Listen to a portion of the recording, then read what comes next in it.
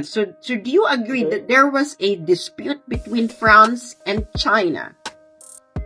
Yeah. Okay, so when did their dispute happen? Okay, kasi it is irrelevant sa case court, no? Wait, I'm not saying about your case. No, I am. Okay. You cannot tell me how I will interrogate your case, Brother Hayes. You will be given a chance later to do this. Pinapahirapan mo ako. Definitely, this is a debate.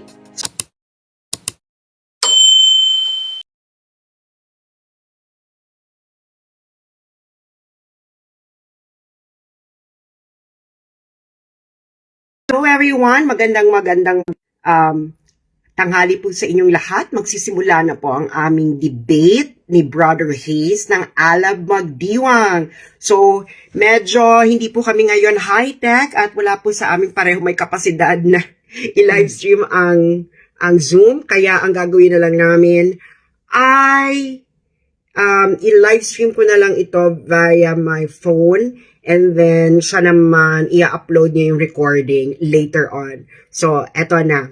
Dali lang.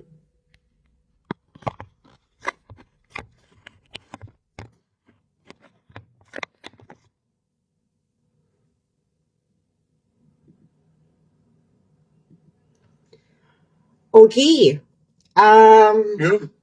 So, let's start. Okay, single na ladies first. Ay, ikaw ang proponent ng ng policy eh. So that's how the debate start. Anyway. Well, that's how debate start. Babati muna ako, papakilala muna ako sa mga followers mo. Okay, magandang hapon po sa inyong lahat. Ako si Brother Hayes Jr. ng AMTV.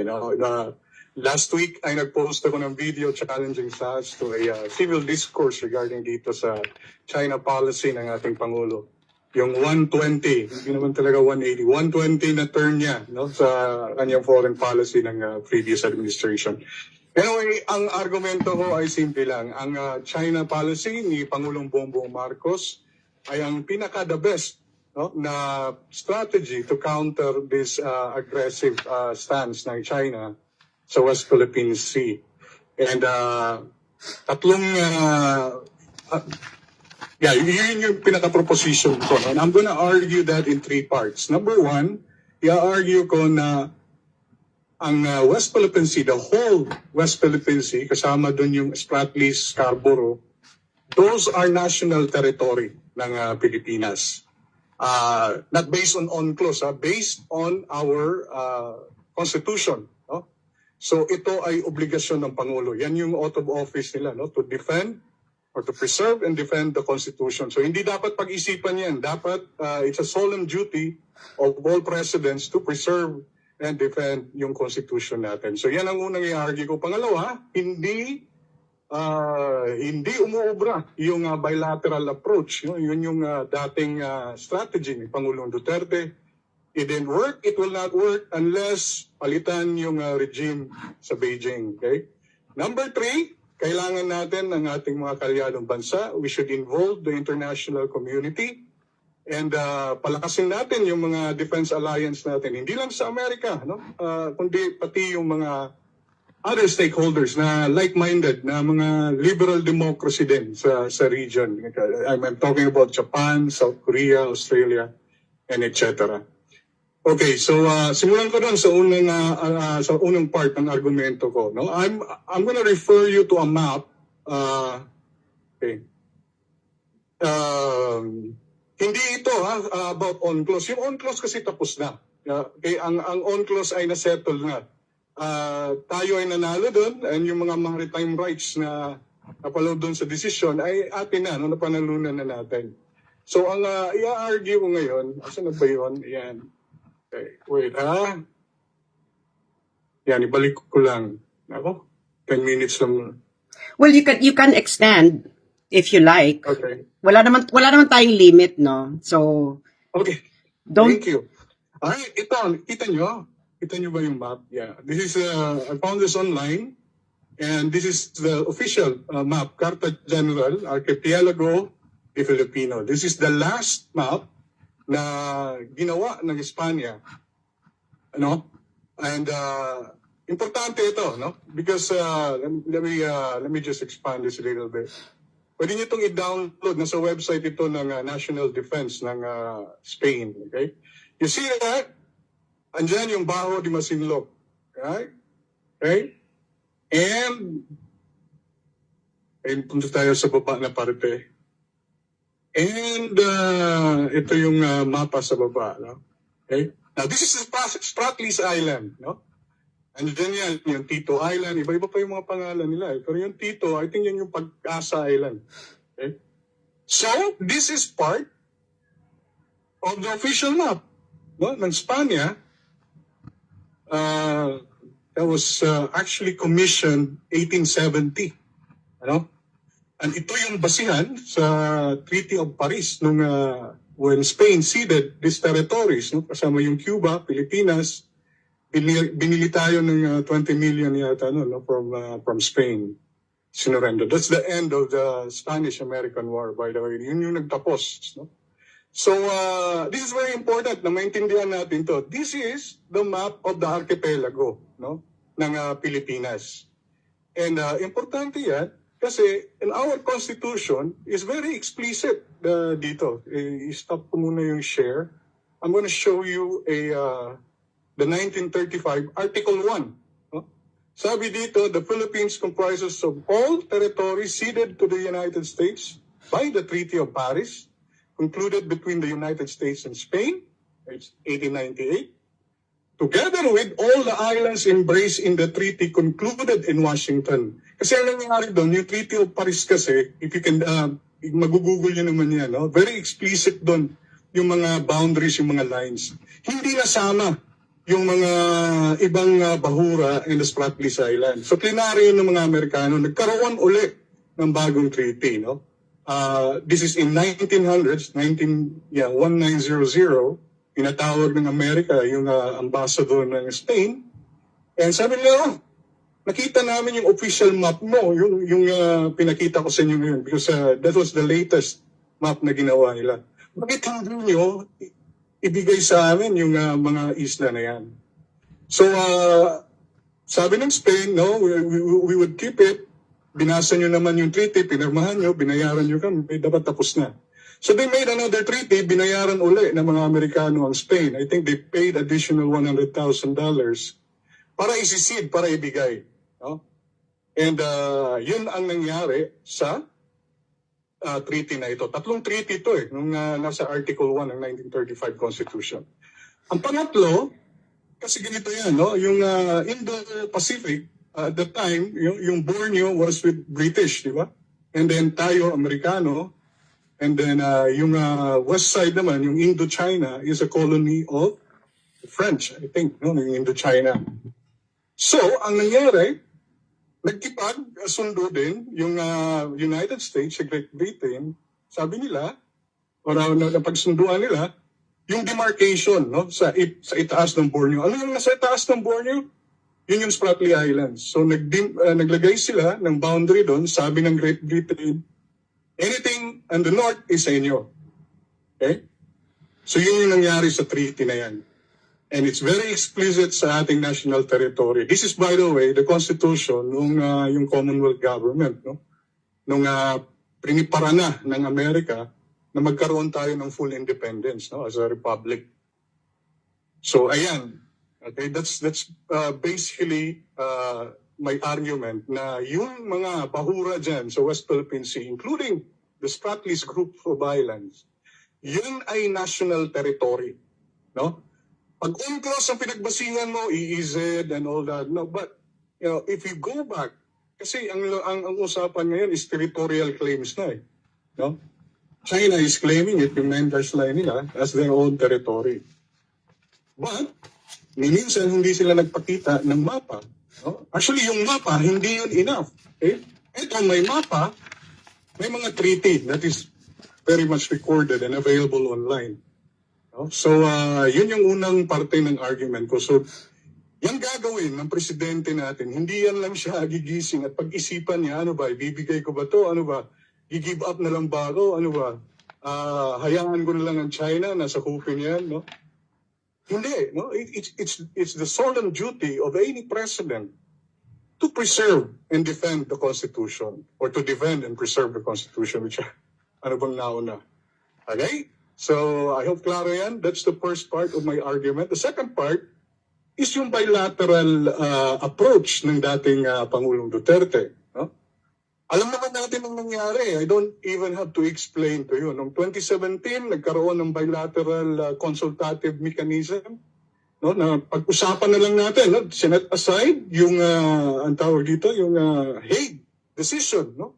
It was never mentioned kasi gusto nating makipagkaibigan, no? Gusto nating pag-usapan na lang between Asians, no? Tayo lang naman dito eh.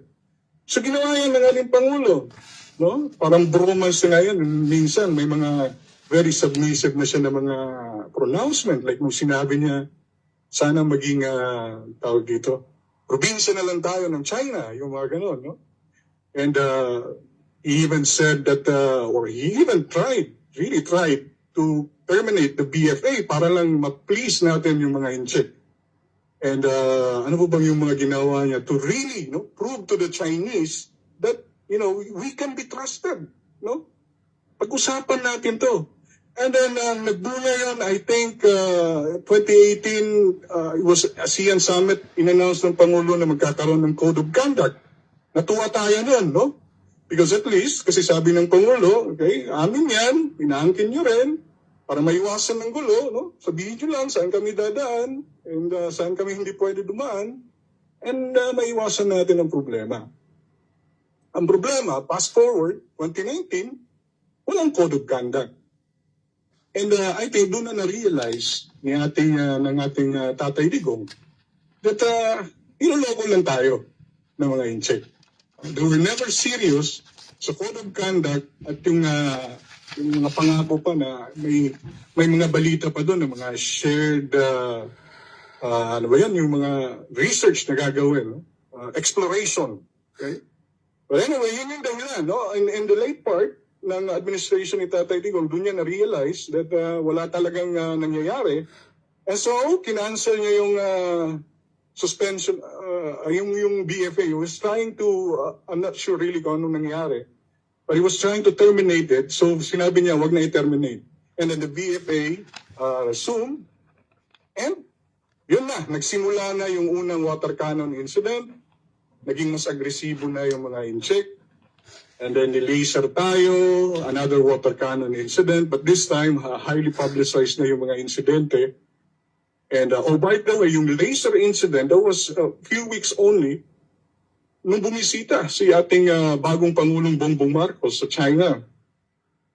Unang state visit niya, China kagad. Ha? This is how we treated China, no? We treated with respect. Na sila talaga, yung una nating pinuntahan. No? Because China is our second biggest partner and napaka-importante nila kung titingnan mo talaga. We're Asian, magkapit-bahay tayo, no? We shared itong dagat sa gitna natin. So yun yung unang pinuntahan ni Pangulong Bongbong Marcos. What happened? Nilaser tayo. And then it was followed by the water cannon and then ngayon binabangga na tayo. So yun yung point ko sa second argument ko, no? Wala na, no? Hindi uubra yung bilateral approach. It is very clear na ang gusto ng China ay i-give up natin yung ating mga teritoryo dyan. And so, I agree, I supported the President Bongbong Marcos sa ginagawa niya ngayon. It is a 120, hindi 180 yun, no? Kasi we're still friends with China. We're just, you know, imbis na bilateral, multilateral na. No? We're engaging with allies, we're engaging with our other international partners, and pinapalakas natin ang ating defense posture by strengthening and widening our military alliances. So yun ang pangalawang argumento ko. Ang pangatlo, itong, what you call this, yung military, let's be specific no, sa military alliances. Kasi alam ko, naintindihan ko that this issue is very complex. In fact, nung kinausap ko si SASS sa format, sabi niya, yung 5 minutes kulang na kulang yan. And I understand, kasi may caveat to eh. May contest na nangyayari ngayon. Hindi na nga contest eh. I think we're in the Cold War already between the US and China. And ang US naman, we have a mutual defense treaty. No? There are our traditional allies. And siguradong, hindi naman sigurado, but they're obligated. No? At lalong-lalo na may problema sila sa China. I think kaya nga pinupost nila yung Enhanced Defense Treaty and nagkaroon ng maraming base sa Pilipinas, no? But ang sabi kasi ng kabila is that this is a escalation. Yun yata yung mga argumento na this is an aggressive move para sa atin. I think hindi, no? Enhanced Defense Treaty, yung mga ginagawa nating military exercises with other like-minded nations, hindi po yan dahil magkikipaggera tayo. This is just, yung tinatawag na palakasin yung defense posture mo. No? Because we do not intend to give up the West Philippine Sea. Sabi ko nga, sa argumento ko sa number 1, that particular part ng area sa South China Sea, that is ours as national territory. No? It is defined on our Constitution. Obligado ang gobyerno natin, obligado ang presidente na protektahan yan. And we should do lahat ng available sa atin, no? Whether our alliances, yung diplomasya, dapat ayusin natin yan. And we are not, of course, seeking a war between the Chinese, no? Klarong-klaro naman yan sa mga pronouncement ng ating Pangulong Bongbong Marcos. Now, kung yung problema nila, because this is yung problema ng US and China, of course, wala tayong magagawa dyan. Whether we fight for the WPS or not, no? I don't think the US would allow, no, na palitan sila as a superpower sa buong mundo. Their hegemony, sabi nga. So yun, no? Tatlong argumento, and this is why I proposition ko is that itong ginagawa ni dating Pangulong Marcos ngayon is the best strategy to really push back. No? Hindi makipag-away, ha? Pigilan lang yung sobra ng pagka-agresibo ng mga kapatid nating mga inche sa West Philippine Sea. Thank you. At 10 minutes ba ako? Okay lang na sumobra, hindi naman natin kailangan magmadali. Okay. At napaka-importanting issue ito ng ating bayan at Yes. Dapat talaga itong pag-usapan. So, Brother Hayes, bago ako magbigay ng aking kuro-kuro, dapat magtanong muna ako sa iyo, no? Dahil No, we will have a question and yes, answer later exactly. on.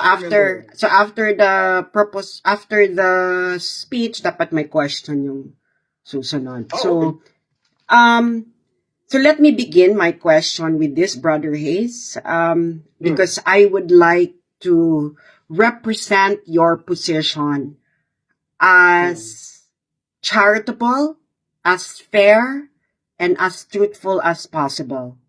Okay? Thank you. So my first question is, your proposition, yung in-offer mo sa akin proposition, said that the problem is China's aggressive expansionism in the WPS, and that the Correct, solution is to push back. And the best tool for you in order to pursue that solution is to strengthen military alliances. Did I represent your proposition well? Well, not only military alliances. Let me just be clear. No? Yeah. Tawag dito, we involve the international community, means Okay. filing cases. Filing to the cases, okay. international courts, yeah. Okay, so Those- military alliances and filing cases. Okay, thank you. Yeah. Alright. So, yun lang yung mali sa akin. Hindi ko na-involve yung other thing. So, but for you, Yes. so, how does a successful pushback look to you? What would we see if the policy is successful?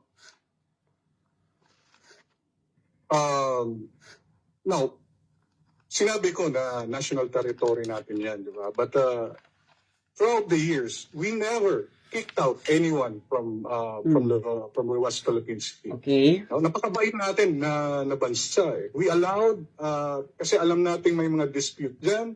We even signed the UNCLOS, no? Because we want to submit our position sa International Tribunal para sila talaga yung mag-decide.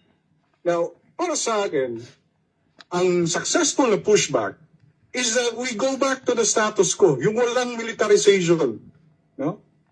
And walang mga Coast Guard na nangahabol, yung nakakapangisda yung mga mangingisda natin. Okay. And yung mga resources dyan would be shared.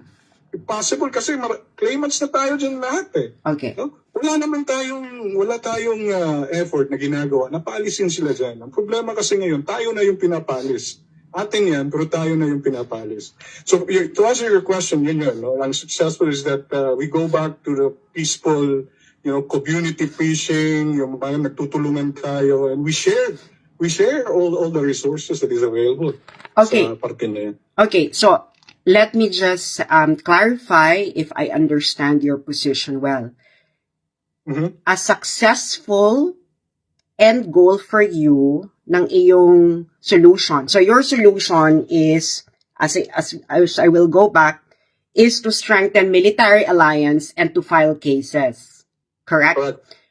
And ang end goal niyan, as I understand what you said, is for us to be able to share the resources with other claimants and No, that matigil will not and be in- wait, let me finish. This is my time. So, and then we would have, there's no more militarization at wala nang mga habol na Coast Guard. Correct? Did I understand? Correct. Okay. Yes. All Yes. right. Thank you. Brother Hayes, what is the test of a good policy? What is what? What is the test of a good policy? What is the best? No, what is the test of a good policy? How will we know if a policy is good? What is the test of a good policy? When it benefits both parties or all parties that involved in kung saan mo gagawin yung palisiya yan. Okay. If that promotes peace, it promotes kaayusan, order, magbe-benefit lahat, that would be the best policy. Okay. So, going back to your statement earlier, you showed a map from Spain, correct? Yes, that's the official map from Spain, correct. In international relations, what is the necessary condition for a territory to become your territory? I'm sorry, say again. In international relations, when does a territory become your territory? Well, in our case, I can only speak for No. the Philippines My because- question, Brother Hayes, is in international relations, when does a territory become your territory? When you annex, when you inherited from a colonial power, at you gained independence through conquest, maybe sa mga nakaraang gera, you can and then you annex. I don't know. I'm not SAS, alam mo, hindi ako international relations expert. Okay. I'm basically just arguing yung position natin sa Pilipinas. Yeah, but Now, if you're asking, yeah, but I'm if just you're asking no wait. I'm just asking you a question. So it means that, is it fair to say that you don't know when does a territory becomes a territory in international relations? In general, international relations, no. But sa Pilipinas, I know, yes. So, as I understand your position, you're arguing from the position of the Philippines, correct?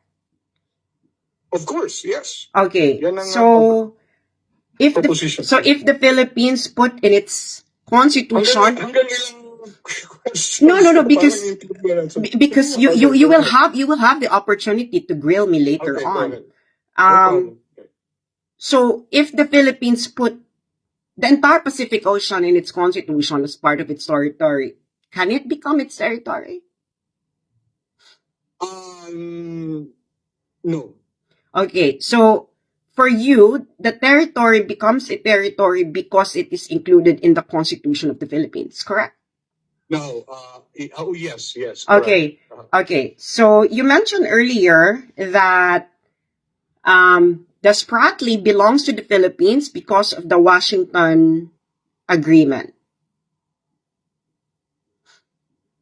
Yes, When part of it, when yeah. when did the Washington Agreement got It's in the concluded? 1900s.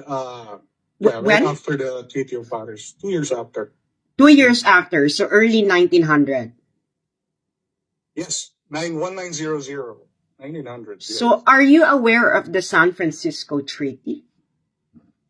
No, I'm not aware of the San Francisco Treaty. Okay, so you're also not aware that in the San Francisco Treaty, Well, that it's not. it ended the war with Japan. So it's in the 1950s, 1951, if I'm not Oh, mistaken. okay. Well, okay. It's not relevant to the 1935 Constitution. If that's what you're getting at. No. I'm not It's, yet. I'm not yet there. Don't okay. don't put the don't put the horse before the No. cart. Okay. Okay. So in the 1951 San Francisco Treaty, that was negotiated with Japan, the Philippines is a signatory there, correct? San Francisco Treaty? Yes. Well, you can Google Second, it. You can Google it right now. So no, it's okay. no, it's okay. So that we can be no, brother. So that Can we you ask the question again? The San do you Francisco know Treaty is between Japan and. it is the treaty that ended the war in the Pacific. So you can Google it. 1951 San Francisco Treaty. Okay, well, okay, so yeah, it ended. Ang naalala ko sa history is that it ended when the Japanese surrendered. Yeah, because every war Yung ends with a peace destroyer. treaty. Yeah, but it happened in a boat, di ba? Yung sa barko. Yeah, so you know Ito ba yun? so there Is that is what you mean? so there is no I'm talking about the Okay. treaty that ended the war. Because Okay. every war So, ends what with happened then? well, I'm asking you to Google it right now so that we will be No, it's factual. okay. I mean, you brought it up. I'm just, yung argumento ko was based on the treaties. Bakit? Yeah, but I mean, I'm now questioning your argument with facts. So in order for you to know that I'm arguing based on fact, I'm asking you to Google Okay. right now the San Francisco Treaty so that you know what No, we're talking you, about. Sas. I trust you. Pag sinabi Okay. mong totoo yan, okay, I will Google it later. Let's just Okay. move on. Okay, so do you know Okay. that the Philippines is a signatory to the San Francisco Treaty? I don't know. I think ang gera nun was between the US and Japan. Yeah. Bakit naging signatory? I'm not sure kasi I'm not familiar with the treaty itself. Ano bang pinag-usapan doon? Ano bang pinagkasunduan doon? Well, one of the things na pinag-usapan sa San Francisco Treaty is kung nino ibibigay ang Spratlys because Japan occupied the Spratlys during the late 30s until the war. Oh, okay. So kung dumiretso ka dyan, may sagot na siguro kagad ako. Yes, I know. No. Don't put was, the horse before the cart because I'm just asking you a question. Okay. Okay, go ahead. I'm sorry. So, you know that the Philippines is a signatory there. No, I'm not aware of it. Well, it is a fact that the Philippines is a signatory to the San Francisco signed, Treaty. Okay. So, pinirmahan nila that they give the territory to Japan? No. Kaya, The San Francisco Treaty determines where the Spratlys would be given back after Japan surrendered it. Yeah, because they surrendered, of course. It was given back to the United States. Is that what? No. Was it given back? No. Given back to who? Well, if you... It didn't say. It didn't say. No, it didn't. Because you said that you know these things. So I expect that you know these things. Sas. If you're, kasi irrelevant yan eh. Why is it irrelevant? Why is it Because irrelevant? ang dispute, okay, I'll explain. Okay? Because ang dispute nagsimula noong 1947. Okay. Do you agree? Between Okay? whom? When China claimed, they know na kiniklaim natin yan. They know 1947? kailan ba nila kiname yung mapa with the 9 dash line? Brother Hayes, your time to present your position Okay. is over. It's my time to Okay. question you. You will be given a chance to question me as well Di ba later. usapan natin tatlong question lang? Parang naging Ay, wala po tayong interrogation usapan wala ito. tayong usapan tatlong question. So Diba? Sige, this is a debate because you said that you would like to argue based on fact. So I'm asking Yes. you if That's you. what I'm... So I'm asking you. We are given a chance to prepare for this debate, so you Yes. must know everything. So my question.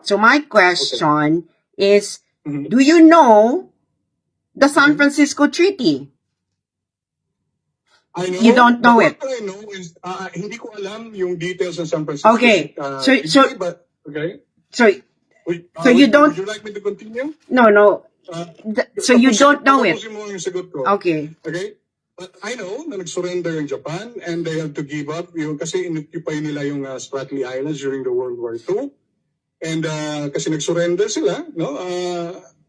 Basically iniwan nila yung claim nila doon. But ang original date ng dispute was yung claim ng China. But that's not my question. My question is: do you know the San Francisco Treaty?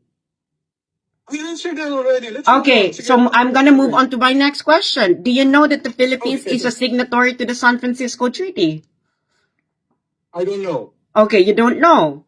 So, Yes. do you know to whom the Spratlys was handed over during the San Francisco Treaty? I have no idea. Okay, so if the Philippines Mhm. owns the Spratlys, then it should reflect in the San Francisco Treaty, correct? It should, yeah. Okay, it should. Okay, my next question is on this one. Okay. Please define expansionism. Yung nangaagaw ka ng hindi na parte ng teritoryo mo and to project yung military power to influence the geopolitical situation sa region. I think that's my non-international relations expert definition dyan. Okay, so in the proposition that you gave me, you mentioned non-aggressive, you mentioned aggressive expansionism, correct?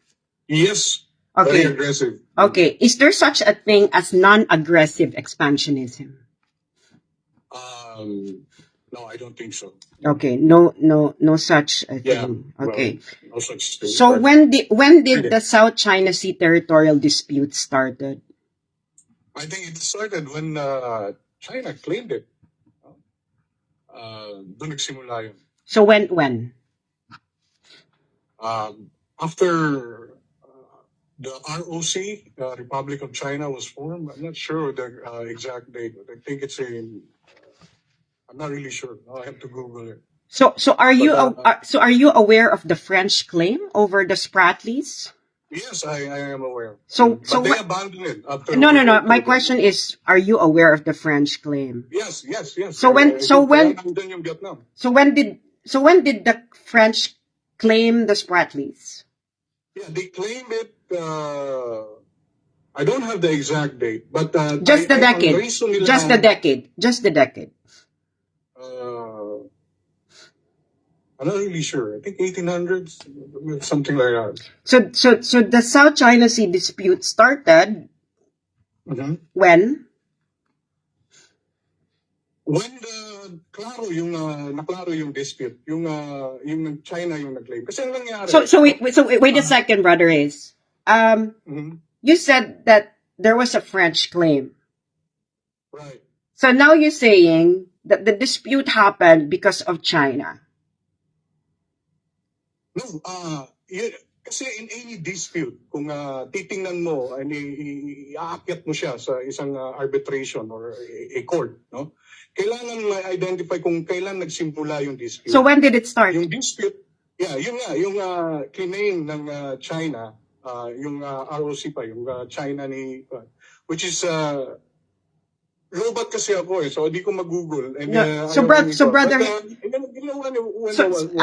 understand. you're saying the Chinese claim, but there was also a French claim, correct? Yeah, but the French claim, number one, was invalid. Kasi Wait, who ang said paniwala that it's invalid? Who said? You? Is there a court that says that the French claim is no, invalid? I'm sorry, I misspoke. Hindi invalid. Okay?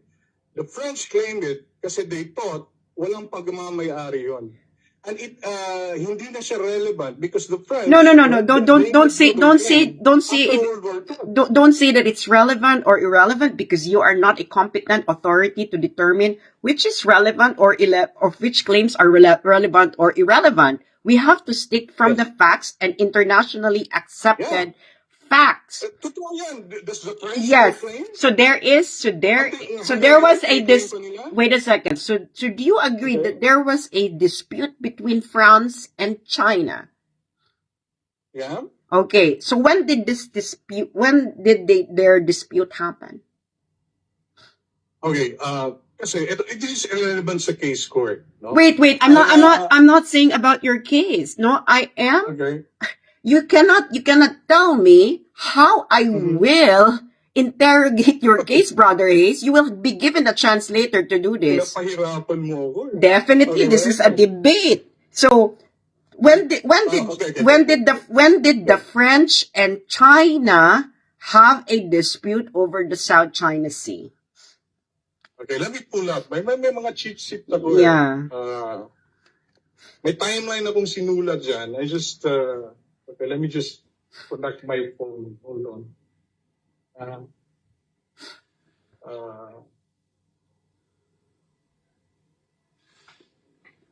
Anyway, huwag mo na kasing pahirapan. Ba't No, Brother Hayes. No, Brother Hayes, because we cannot move forward with our discussion if I'm not gonna be able to know what's in your brain. Oh, you know what's in my brain. No, I don't know. That's why I'm asking. No, that's why I'm asking you questions, because there are a lot of things that are not clear with your position. That's why I'm asking questions. Okay.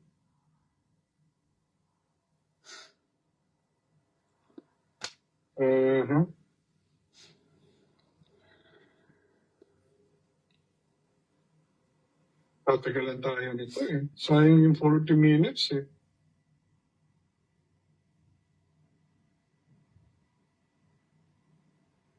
Well, Yun. anyway, na-record naman to sa phone ko. You can download Okay, the live.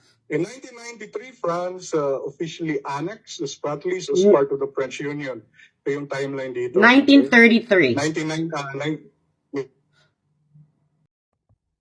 Ayan, hindi kasi nawala yung ano. So, let Ano ba me... yung nawala? O ito? Kasi akala ko yung 40 minutes tapos na. Alam ko yung nag-off siya eh. So, let's continue our question hour. You will be given a chance later, Brother Hayes, na i-grill ako, no? So, Dapat lang. Grabe, sige go. So tapos na tayo dyan sa San Francisco Treaty. So are you aware of President Marcos Sr.'s PD 1596? Yes, I'm aware of that. Okay. Would you like me to read to you a relevant part? Yes, please. Wala akong kopya eh. Yeah. Okay, ako ang kukuha ng kopya kasi dapat we should be basing these things on facts. Yes, I agree. Exactly. Yeah, So, ito, dina-download ko pa siya from the official Gazette. Okay? So, ngayon, ang sabi dito sa PD 1596, dinefine niya ang Kalayaan Island Group, correct? Ito naman yan, binabasa ko lang naman. Correct? Yes. Okay. So, ang sabi niya dito, these areas do not legally belong to any state or nation. Okay.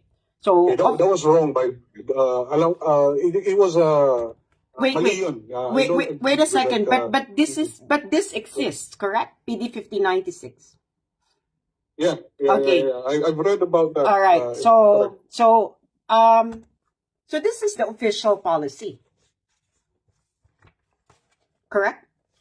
whatever we believe or not about the correctness or incorrectness of President Marcos Sr.'s PD 5096, that is still the official policy, correct? No, I don't agree. It contradicts the Constitution if that's the case. So has the Supreme Court declared that PD 5096 is unconstitutional? No. Correct. So now we have to But they pursue. should. But since it has not been declared unconstitutional, PD 5096 is official policy and has to be presumed as constitutional, correct? Okay, granted. Okay. Although I don't agree. Mhm. It doesn't matter whether you agree or not. We have to base our statements on facts. Okay. So now, Yeah. okay. Yeah, Okay. I know. All right. So, when did the Philippines officially become part of the South China Sea disputes? Which year? We were, the moment China made their claim in 1947, involved na tayo because that's part of our national territory. No, my question is, when did the Philippines officially become part of the South China Sea dispute? When did the Philippines become part of the South China Sea Sea dispute? Yes. That's ours. Okay, so we will go back to it's ours. So are you aware of you're not aware of 1951 San Francisco Treaty? Yeah, now I'm aware. Okay, now you're pointed aware. that out. So your Yeah. claim is prior to the 1951 San Francisco Treaty, the Spratlys are ours, correct? Diyan tayo naputol eh. Saan nga pa binigay yan? Yeah, well, Hindi ko mahanap eh. yeah, you can always go. Diyan tayo naputol kanina. Yeah, you can always go to the 1951 San Francisco Treaty.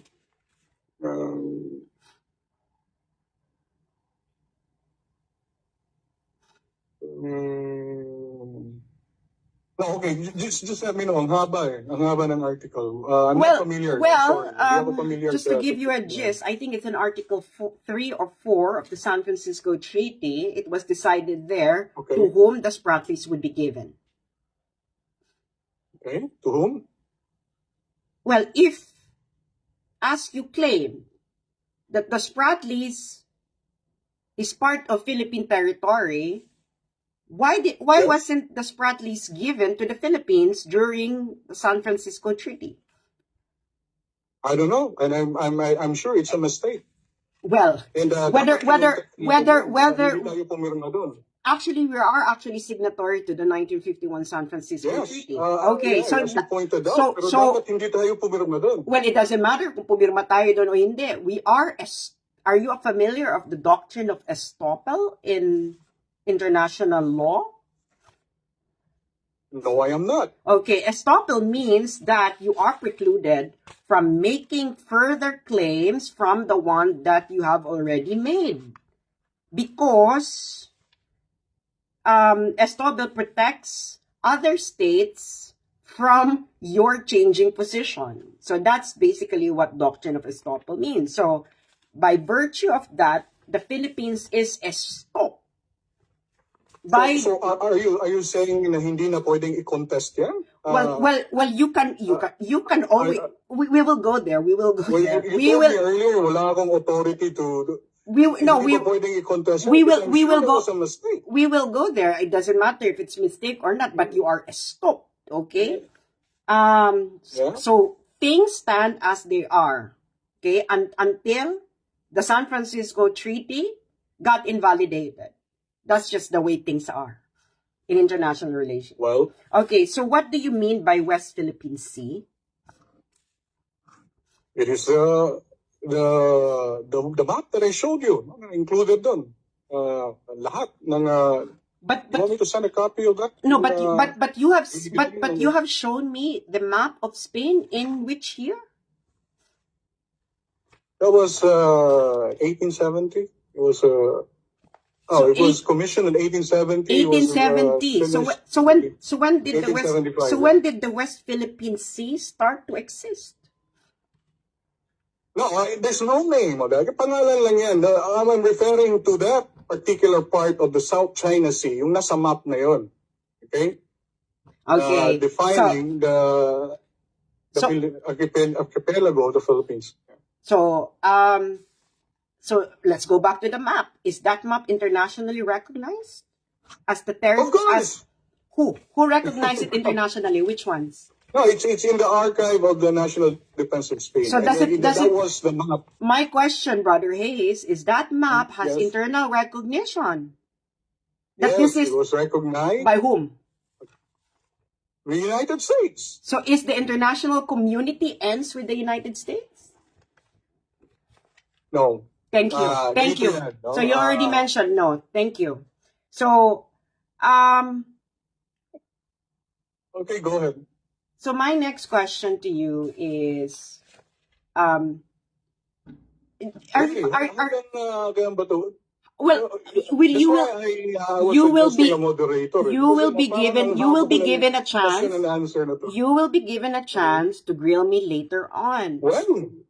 after I haven't heard your argument yet. I'm yeah, because waiting for your argument. because I cannot argue with you yet because your position is not yet clear. So I'm clarifying certain things. You will hear my Okay. arguments after my series of clarificatory questions.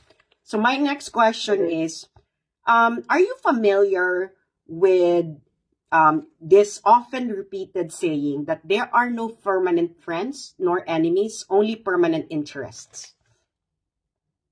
Yes, Do you agree with that statement? I agree. Okay. So are all interests equal? Not necessarily, Okay. So do you agree that but there it is such can be equal. Yeah. okay, so do you agree that there is such a thing as hierarchy of interests? I'm not aware, but yeah, if they are not equal, there must be a hierarchy. So Di ba? so for example, not all interests would be pursued in the same way, correct? Yeah, well, hindi ko nasubukan yan. If you're talking about national interest. But yes, maybe, I'm not sure. So I'm just asking you, no? Because we have to go back to the basics. Okay. So do you agree that a superior interest will actually undermine secondary interests? What is a superior interest? I'm just asked. That's a general definition of interest. It doesn't matter what interest there is. If you define, It's very subjective. well, okay, Ano ba, you have to be very specific. Which interest, what interest? I'm asking you, Brother Hayes. So we can agree on a superior interest yun. So do you agree that there are superior interests and secondary interests? We'll say superior. There must be Okay. Because you mentioned earlier okay, that whatever. not all interests are equal. So there are interests that are superior and there are interests that are secondary. they're very more important than the other interests. Yeah. Let's just make it Okay. simple. More Okay. important than the other interests. All right, thank you. I agree. When you said, you mentioned kasi na we should pursue military alliances with like-minded allies, correct? Strengthening, Correct, yeah. strengthening, okay. Do those allies have do we have the same hierarchy of interests with our military allies? No, if you're referring to the United States, no. Okay, no. Okay, thank you. My next question is there any moment in our history when our military alliance with the United States was very strong? Was tested? Is that what you mean? No, was very strong. Was very strong. I think during World War II. During World War II. Do you agree that our military alliance with the United States was the strongest when they had permanent military bases in our country?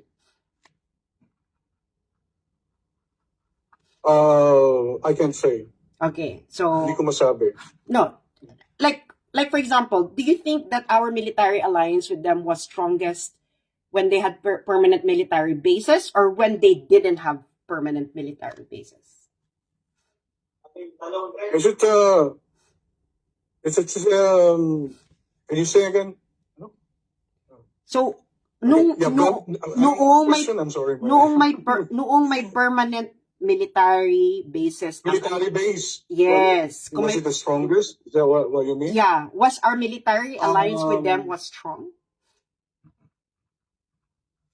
I can say, hindi ko masabi kasi they were never involved sa mga internal insurgencies natin. That was the only threat that we have during that time, I think, yung mga komunista. So how will you, what is now your, how can you now evaluate if the military alliance is strong or not strong?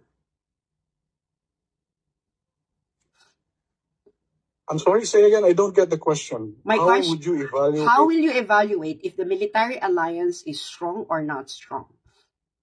Well, kung tutulong sila sa defense posture natin, tutulong sila by giving us military assets, tutulong sila in training our troops, tutulong sila to provide military assets. Yan, ang tingin ko malakas yung ang military alliance. Okay. So, I think I already got everything that I needed, and then I'm now ready to present my position. Okay. And then after this, you will have a chance to grill me. Okay. In any debate, the one who proposes a policy should be able to persuade and defend that policy clearly and with all appreciation of existing facts. Yes, now I agree. Well, you cannot interfere with me while I'm doing my statement. I didn't interfere you. Okay. I'm sorry. So the proposition before us is that strengthening our military alliance with like-minded allies is the best strategy in order to push back against Chinese aggressive expansionism, as Brother Hayes stated it. Simple lang naman ang akin. One, whether I agree or not that the expansionism is aggressive or not is beside the point. The test of this debate is whether the strategy is the best one to pursue. And as Brother Hayes said, our military alliance with the United States could have been stronger during the time na meron sila ditong permanent military base. Recording in progress. However, as we could appreciate the facts, Vietnam actually expanded into what Brother Hayes said called the West Philippine Sea during the time that the United States had permanent military bases in the Philippines. Taiwan, the Republic of China, which was still considered as the international recognized representative of China as a whole, occupied Ito Aba in the 1940s, during the time that the United States and the Philippines had a strong military alliance. So, if the military alliance with the United States wasn't able to prevent that expansionism, and as according to Brother Hayes, there's no such thing as non-aggressive expansionism, then what is now the basis that strengthening the military alliance would be able to prevent an expansionism that the United States wasn't able to prevent before? Next point. Brother Hayes said that a successful pushback for him meant that pwedeng ma-share ang resources, wala nang Coast Guard na mga habol, and the bounties of the South China Sea would be shared. Well, it seems that Brother Hayes has not demonstrated why is the military solution would be able to lead to an amicable negotiated settlement with China. And in fact, it would not be the case because, as Brother Hayes said, not all interests are equal. And therefore, there are superior interests and secondary interests.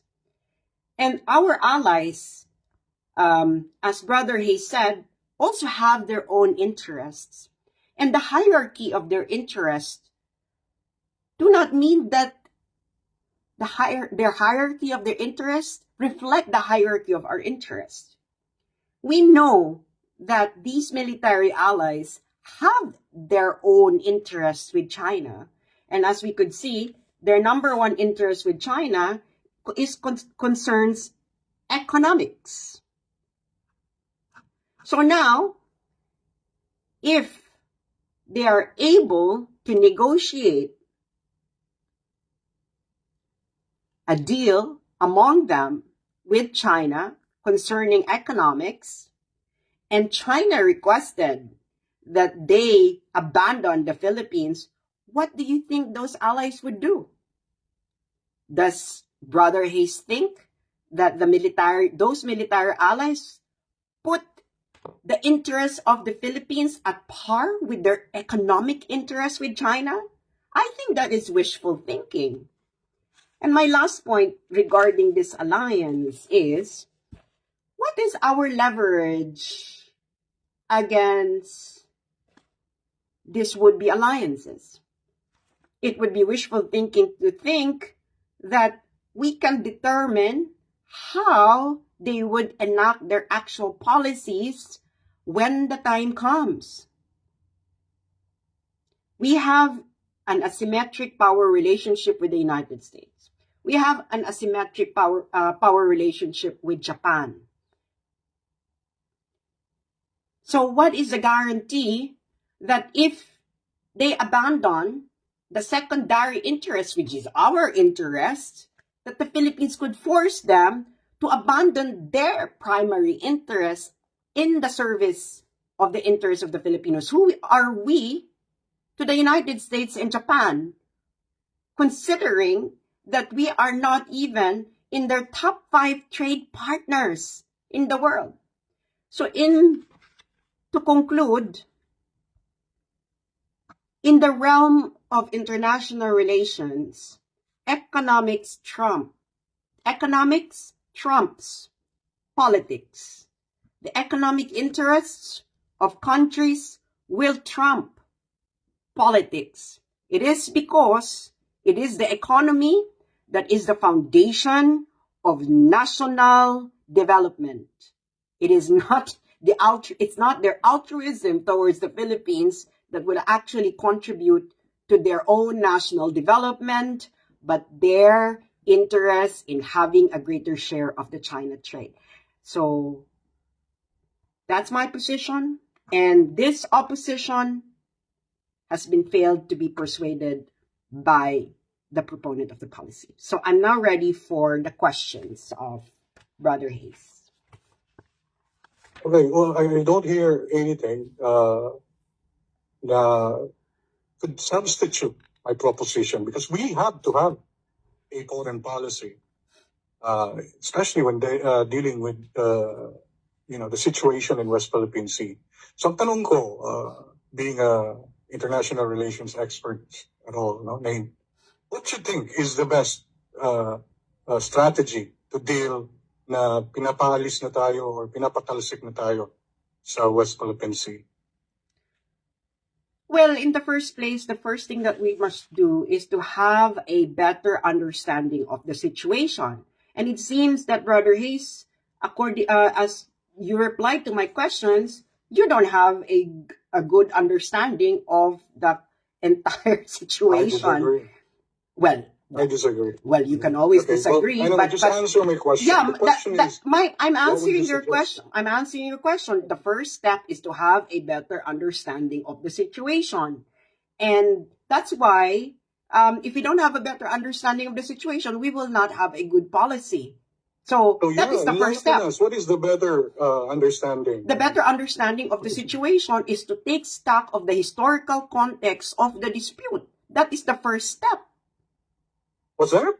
Say again, you're cutting off. Nawawala-wala ka. The first step in having a better policy is to have a better understanding of the historical context of the situation.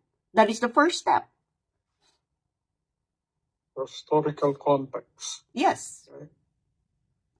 All right. So what would that historical context be that Well- we need to understand? Because I already laid it down it's to you. very I good. already laid it down to you during the question and answer portion, and it seems that you don't understand the entire historical context of the situation. Because as I've said, China has no real claim sa yung 9-line nila is really out of this world. Yun ang basihan nila yung historical rights. So saan galing yun? So, what is your question? No, my question is how yung tanong ko kasi is how would we approach this issue sa West Philippine Sea? And you answered me, dapat maintindihan natin yung historical context ng problema. Yes, that's the first step. That's the first step. Hindi naiintindihan yan ng mga kuwan natin, mga pinuno natin. Brother, that's very condescending I'm not being walang alam itong gobyerno natin. Well, Brother Hayes, we're not Hindi nila naiintindihan yung nangyayari. Well, Brother Hayes, hindi natin ini-include dito yung mga decision makers natin. This is a debate between the two of us. You are the one who proposed this policy, so you must be able to defend that policy and understand what's going on. I'm not being condescending to you. I'm actually asking you very factual questions. Kasi yun ang policy. Ang proposition ko is yung current strategy ng ating current administration. Yeah. So you're telling me that itong mga policy makers natin, they do not understand the historical context of this problem? Is that what you mean? I'm asking the question now, by the way. Is that what I mean? Well, precisely so. Okay. All right. So, granting, because I'm sure you understand the historical context. Yes. So, yun ang follow-up question ko. What would you think the government should do? Well, the first step enlighten me, please. Gusto ko talaga din maintindihan. Yeah, the first. Yung gusto nyo. Well, the first step is to understand the historical context and to look at the issue more comprehensively rather than adopt a very myopic view of the situation. That's the first step. That's the first step. Yes. Then the second step is after you do that, then you would be able to craft a strategy that actually take into account the historical. It's very vague. Why is it very big? Why is it very vague? Why is it very big? No, I'm assuming because you said the government should understand the historical context. Yes. So I'm assuming that you know the historical context of this issue. Okay? So, based on your knowledge, kasi alam mo yung historical context, what should the government do? Well, what the government should do is to actually enter into negotiations with China. We did that. No, we didn't. Sorry. No, we didn't. No, we didn't. No, we didn't. Define negotiation.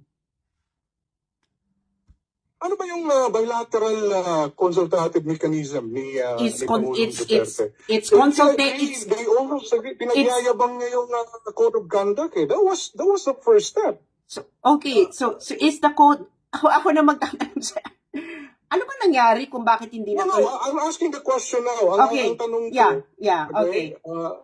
Well, do you want me to answer? What is the question? So what is the question? Okay.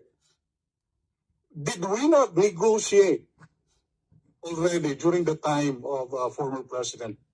No. So walang kwenta yung, this is another question. So walang nangyari doon sa bilateral consultative mechanism? Ano bang ginagawa nila doon? Meron. So, what is the question? Can you clarify the question so that... Yeah, the question is that, kasi, we negotiate. That's your answer. And we did. I think we did. I don't accept the answer na hindi tayo nag-negotiate. We negotiated for so many years during the Duterte administration. And of course, hindi natin alam kung ano yung, but ang naisa publiko noon was the Code of Conduct.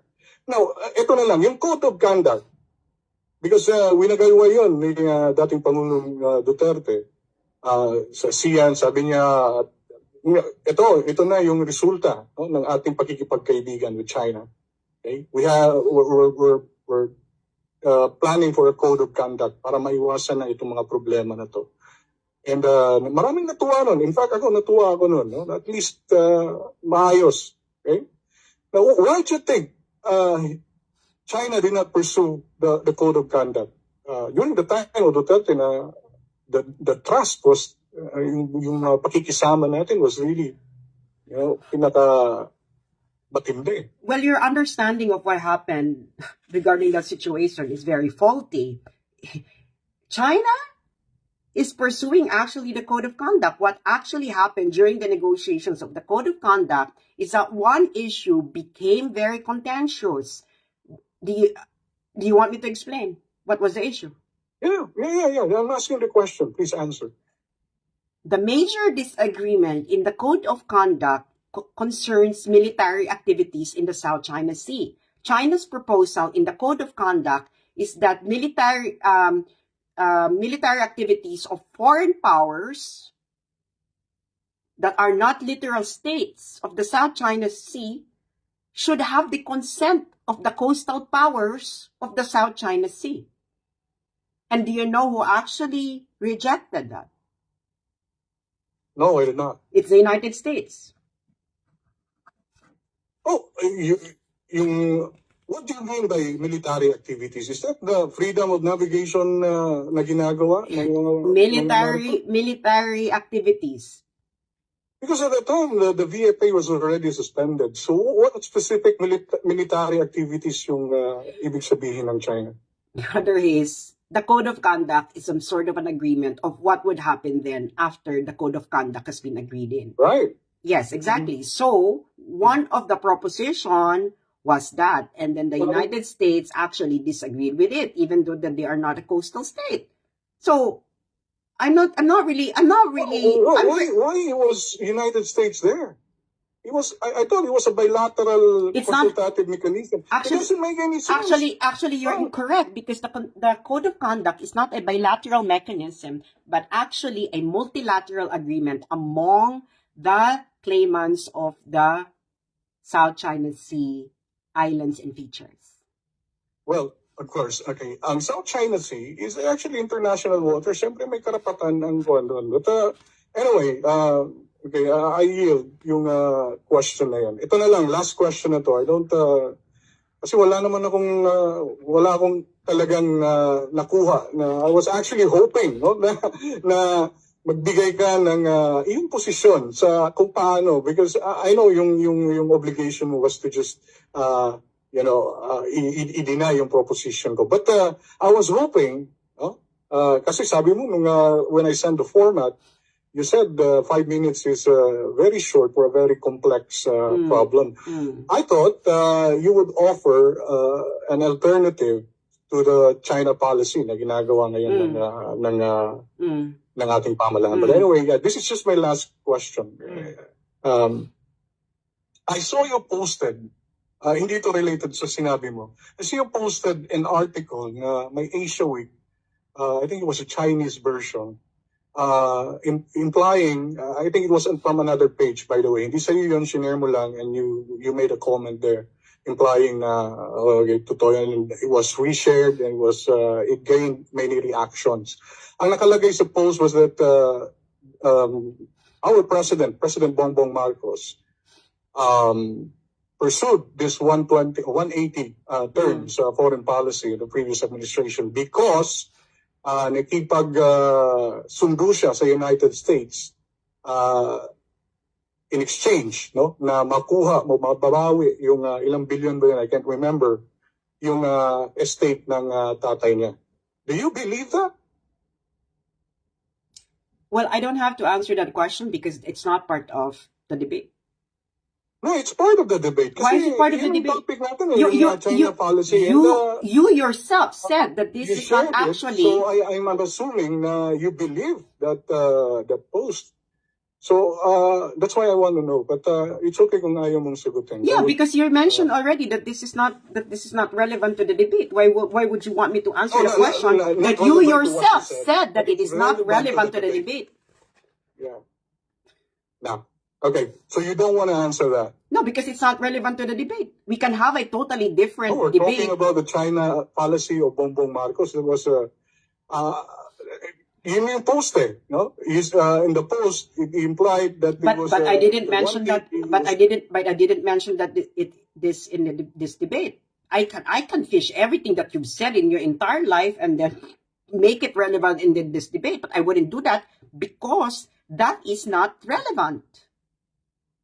No, that's Bongbong Marcos China policy. It's relevant, but I understand if you don't want to answer it. Yeah. Gusto ko lang malaman, it's a yes or no. Okay, it's a yes or no answer. Do you believe that or not? I don't have to answer that because that is not relevant to the debate. Then I respect your answer. Anyway, so yeah. Closing statement. You can have your closing statement now. Yeah. Okay. So again, my argument is very straightforward. And kaya maraming naging tanong si Ms. SASS. No? Number one, yung West Philippine Sea, no? Na nakita ninyo sa mapa na pinakita ko, that is part of our national territory. Let's set aside UNCLOS. No? Yung UNCLOS, nanalo na tayo dyan. Yung mga maritime rights natin, solved na yan. And yung tawag dito, yung obligasyon ng presidente to defend and preserve the Constitution, hindi niya pwedeng takasan yan. And hindi siya pwedeng magising and mag-isip kung gagawin niya ba yan o hindi. He has to do it. And kung ano man yung mga mention ni Ms. SASS about, the things that we signed, the presidential decree that we had on the next president, hindi relevant yun. Because the Constitution, walang dapat batas na ipasa na would contradict the Constitution. Yun yung position ko dyan. And lastly, yung alliances natin, we need those. Hindi yan, it is true na yung may hierarchy, yun ang sabi ni Sas, yung mga interest. But, okay, itong ginagawa ng mga incheck is no less than an invasion if we considered that area as our national territory. Dapat nga, i-trigger na yung MDT dyan. Pero mabait tayo no? We don't really, hindi tayo yung aggressor dito. Pero tayo yung binubomba. Like yesterday lang, no? Nangyari na naman during the roaring mission. I think, ipagpatuloy pa rin natin yung pag-assert natin sa ating karapatan dyan. We will continue those roaring mission. We will continue our presence there. And dapat malakas ang ating defense posture kasi yung ating kapitbahay na China, hindi na natin ma-predict kung ano ang susunod na gagawin. No? And dapat kailangan natin yung mga kalyado nating bansa na may interest din sa parte ng dagat na yan sa South China Sea. Maraming salamat SASS. And you will speak after me. Pero maraming salamat talaga. No? I really appreciate. Nung nag-send ako, nung pinost ko yung video, nung nag-message ka, hindi ko talaga inasahan na you would engage in a conversation with me. No? Marami akong natutunan, pero nasayang ako. I'm a little bit disappointed kasi I was really thinking that you would offer an alternative approach to the current China policy.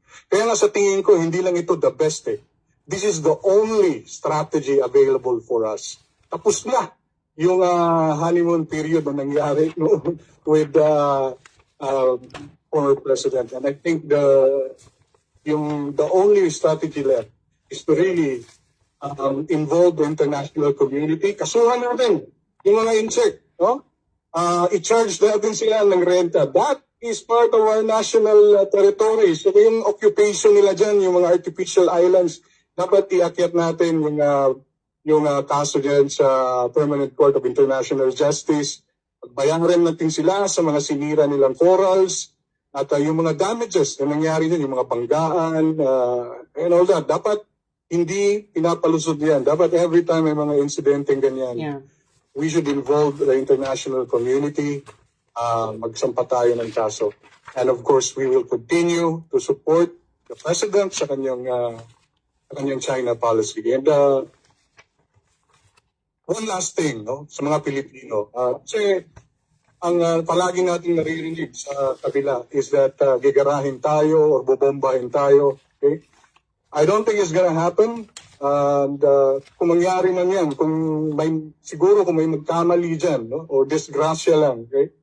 Hindi tayo dapat matakot. No? Hindi tayo ang aggressor dito. Tayo ang sinasakop. Okay? Tandaan mo yan, sinasakop. No? This is actually an invasion. Pinapatalsik tayo. Dapat hindi tayo matakot. Ang mga Pilipino palaging dihado sa laban, pero hindi tayo umaatras. No? Even in our earliest history sa ating republic, palagi tayong talo, palagi tayong dihado sa mananakop, but we never failed, no, to stand up para sa ating mga paninindigan. Maraming salamat ulit. Okay, thank you, Brother Hayes. We have to go back to the proposition. The proposition of Brother Hayes is that the best strategy to push back against China's aggressive expansionism in the WPS is to strengthen military alliances. And he also amended that to include other kind of partnership with like-minded allies. Brother Hayes said na he was expecting na magbigay daw ako ng alternative approach. But the problem is, you only seek an alternative approach if you think that your solution is not the best solution. But how can someone give an alternative approach to someone like Brother Hayes when he is so convinced that his solution is the best solution, when in the first place, he doesn't have good appreciation of the facts and historical context? So now, as what you can see here, we are dealing with someone who is engaged in what we call argumentum ad misericordiam. If you remove all the emotional content of his arguments, he doesn't have any argument at all, but a